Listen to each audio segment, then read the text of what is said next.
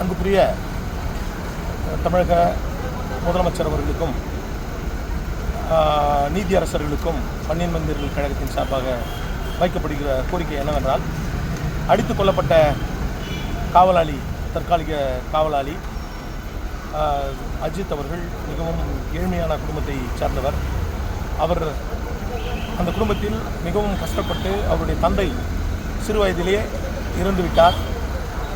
அந்த குடும்பத்திற்கு நீதி, அவர்களை அடித்து துன்புறுத்தப்பட்ட காவல்துறைக்கு உரிய தண்டனையும் வழங்க வேண்டும். அந்த குடும்பத்திற்கு, அஜித்குமாருடைய குடும்பத்திற்கு அரசு அவருடைய தம்பிக்கு அரசு வேலை வழங்கிட வேண்டும் மற்றும் அந்த குடும்பத்திற்கு நிதி வழங்கிட வேண்டும் சொல்லி பன்னியன் மந்திரிகள் கழகத்தின் சார்பாக கேட்டுக்கொள்கிறேன். அவரை இழந்து வாடுகின்ற அவருடைய குடும்பத்திற்கு பன்னியன் மந்திரிகள் கழகத்தின் சார்பாக ஆழ்ந்த இரங்கலையும் அனுதாபத்தையும் தெரிவித்துக் கொள்கிறேன். நன்றி, வணக்கம்.